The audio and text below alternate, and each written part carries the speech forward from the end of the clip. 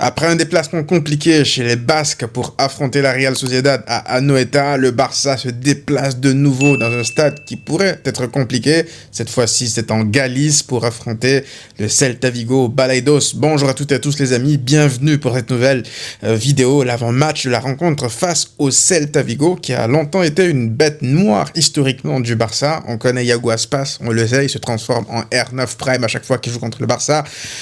Sans Lamine Yamal. Mais figurez-vous que je pense que le Barça est capable d'aligner malgré tout un 11 assez équilibré pour justement pallier à l'absence de Lamine Yamal. Je vous présenterai mon 11 type en deuxième partie de vidéo, mais pour l'instant on va se concentrer sur quelques-unes de vos questions. Avant d'aller plus loin les amis, cette vidéo vous est présentée par SofaScore qui sponsorise la chaîne, qui sponsorise cette vidéo. Je les remercie pour la confiance. N'hésitez pas les amis à télécharger l'application à travers mon lien dans la description parce qu'il y a de nouvelles modifications. Il y a une mise à jour, vous pouvez retrouver pas mal de nouveautés avec justement les arrivées, les départs des joueurs dans les différents clubs. Vous pouvez voir les transferts que vous pouvez suivre en direct sur l'application. Et puis derrière, vous avez également des buts, des actions de but que vous pouvez revivre directement là en 3D sur l'application. Vous pourrez également voir le classement de vos équipes dans les différentes compétitions, les différentes chances, les prédictions sur la forme de vos équipes, un tableau de performance, des comparaisons entre les joueurs. Vous pouvez vraiment là, c'est détaillé, il y a des widgets, il y a plein de nouvelles fonctionnalités que vous pourrez découvrir de vous-même dans l'application et je vous invite donc à la télécharger encore une fois à travers mon lien dans la description, ça soutient la chaîne et ça me soutient par la même occasion. Bref, les amis, retournons au Barça qui se déplace donc à Vigo. On va affronter, je pense, un Mingueza qui va se transformer en Dani Alves Prime, on va affronter un Iago Aspas. Bref, je suis déjà essoufflé. Le Balaidos qui nous réussit pas trop, Sotogrado sifflet, Lamine forfait. Aïe, aïe, aïe. Oui, mon ami, il y a de quoi dire aïe, aïe, aïe. Parce que parlons vite fait de Sotogrado. Parce qu'on a tendance à oublier que si le Barça a perdu juste avant la trêve internationale, ben l'arbitrage y était pour beaucoup. Mais vous savez, le pire dans tout ce qui s'est passé par rapport au match contre la Sociedad, c'est pas le fait que le Barça, en fait, se soit fait voler, ce qu'on a vu en Mondovision, tout le monde l'a vu, il n'y a même pas à discuter dessus. Le problème, c'est que derrière, la Liga, des erreurs d'arbitrage flagrantes, même des vols, ça a déjà arrivé en première ligue. Qu'est-ce qui s'est passé derrière? On a vu des mea culpa. Juste reconnaître leurs erreurs, c'est simple, en fait. C'est pas compliqué. Tu t'es trompé, tu as fait une erreur, reconnais-la au moins. Mais non, là, la Liga, ils sont en train d'essayer de garder leur ego dans le plafond et de vouloir nous dire ici que non, il n'y a pas eu d'erreur, la Liga ne s'est pas trompée. C'est très grave ce qui s'est passé. Vous savez, si au moins tu reconnais qu'il y a une erreur, tu peux essayer de t'améliorer pour essayer de changer les choses. Donc là, on n'a même pas la garantie que ça n'arrivera pas de nouveau. C'est ça qui est inquiétant pour la suite. Parce que le Sotogrado, là, on va parler de lui, il est impliqué sur plein de scandales déjà qui concernent le Barça en termes d'arbitrage durant ces dernières semaines, même pas dernières années, juste les dernières semaines. Donc ouais, je vous mens pas que les choix des arbitres, là, ça commence un peu à me poser question. Mais le Barça devra se focaliser sur lui-même. Si tu fais le boulot, encore une fois, l'arbitre, il passera au second plan. Parce que si tu détruis cette équipe, bah, en fait, vous savez, c'est facile de dire ça. Parce que la Sociedad, t'es censé marquer un but valable. Il te le refuse. Sans absolument aucune raison valable. Donc, techniquement, t'étais censé faire sans l'arbitrage. Si le Barça avait ouvert le score, peut-être qu'on ne serait pas là à parler d'arbitrage. Mais le Barça a marqué légalement, ou juste validé un but légal. C'est tout ce qu'on demande. Donc, derrière, bien sûr que tu peux parler de la performance un peu médiocre du Barça qui a suivi derrière, on en a parlé dans le débrief, mais je veux dire, tu peux pas commencer un match en te disant que même si tu marques, ben, tu auras quand même des chances que l'arbitrage vienne te refuser un but valable. Donc ouais, ça, lorsque ça a un impact à ce niveau-là, pour moi c'est grave. Donc oui, malgré tout, le Barça devra passer au-dessus. Si jamais, je veux dire, ça se passe mal, concentre-toi sur ton jeu, tu dois faire déjà une meilleure prestation que celle contre la Sociedad après le but refusé, parce qu'il faut pas non plus l'oublier que le Barça n'a pas été bon ce jour-là. Donc demain, peu importe le scénario, peu importe l'arbitrage, le Barça devra faire un meilleur match dans le contenu. C'est la meilleure façon en fait de te rassurer déjà, mais aussi de t'assurer que tu n'auras pas des vols comme celui qui s'est passé contre la Sociedad.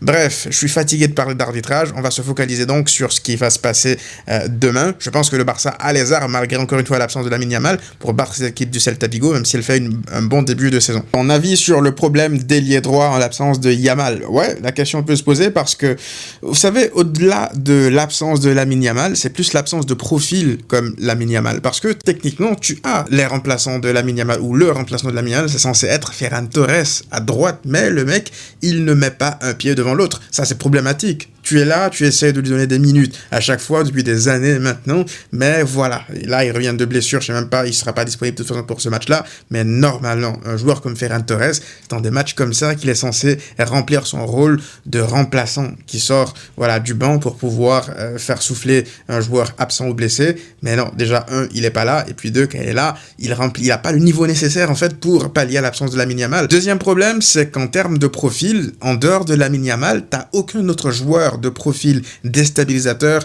rapide, créatif sur un côté. Et quand t'es le Barça, je suis désolé, tu es censé avoir des ailiers rapides, percutants, pas tous de top niveau mondial, mais au moins des profils comme ça. Parce que dans le foot d'aujourd'hui, t'es censé avoir des joueurs de côté, t'es censé avoir des joueurs rapides, des joueurs percutants, des joueurs déstabilisants. Tu peux pas avoir un seul joueur, parce que moi je considère pas Rafinha comme un ailier, on va dire, qui colle la ligne, qui va dans le 1 contre 1. Rafinha, c'est plus un joueur qui va rester dans le demi-espace gauche ou même le demi-espace droit, se promener un peu partout, être un peu libre. C'est pas un joueur qui va provoquer dans le 1 contre 1, balle au pied. Ce ne sont pas ses qualités, ça on l'a compris. Du coup, lorsque tu n'as pas Lamine Yamal, au-delà encore une fois de la qualité du joueur que tu perds, c'est plus le profil du joueur que tu perds. Donc ouais, là, je pense qu'un joueur de son profil, pas de son niveau, parce que c'est pas facile de trouver des joueurs de son niveau, mais un joueur de son profil déstabilisant sur un côté, tu dois aller les chercher, même cet hiver, parce que tu pourras pas, si Ferran Torres, je veux dire, n'est pas au niveau, tu pourras pas continuer toute une saison comme ça, avec Ferran Torres comme seul remplaçant de Lamine Yamal, et voir Rafinha à droite, on pourra pas tenir comme ça. Faudra voir durant le mercato hivernal s'il y a moyen d'aller chercher un joueur. Même Adama Traoré, je prends la vérité. Ton 11 et ton mercato hivernal, boss, merci pour ton taf d'enfer. Merci à toi, mon frérot. Merci pour la force que vous m'apportez au quotidien sur la chaîne. Pour le mercato hivernal, je pense qu'on va attendre encore quelques semaines. Par contre, pour le 11, ça c'était le 11 qui avait débuté face à la Real Sociedad. Déjà, de base, moi, le 11, il me plaisait pas parce que l'incorporation ici de Frenkie de Jong, franchement, ça a chamboulé beaucoup de choses parce que Pedri a dû jouer beaucoup plus haut ici à ce poste de numéro 10 et puis Fermin ici, qui n'a techniquement pas occupé ce poste d'ailier droit. Du coup, c'était un peu le désert à droite, d'autant plus que Koundé ne peut pas animer un côté droit à lui tout seul. Déjà, avec Lamine Yamal, il se débrouillait pas mal, il se comprenait pas mal, mais le seul, c'était beaucoup plus compliqué pour lui. Du coup, je pense que là, avec Frenkie de Jong, il est pas du tout prêt pour débuter des matchs. Je vais le sortir du 11, je vais remettre comme ça Pedri dans le double pivot avec Casado, parce que tu as besoin de Pedri déjà ici, qu'il touche beaucoup plus de ballons. Franchement, là, Pedri, il est à 100%, même s'il n'a pas marqué son péno face au Danemark, il me semble, ou la Suisse, je sais plus, lors du dernier match de la Laura. Mais voilà, Pedri, plus il touche le ballon, mieux c'est pour le Barça, parce que en termes de construction, il va créer des occasions, il va beaucoup participer au jeu. Lui et Casado, ils se complètent très bien. Donc là, je veux pas toucher à ça, parce qu'il y a un équilibre qui s'est créé grâce à ça. Et puis, je ferai naturellement jouer Dani Olmo, qui n'a pas joué énormément non plus en sélection. Par contre, là, vous voyez, beaucoup de gens pensent que Rafinha, ça serait mieux de le mettre à droite en l'absence, de Lamine Yamal, d'autant plus que c'est ce qu'on a vu face à la Real Sociedad vers la fin.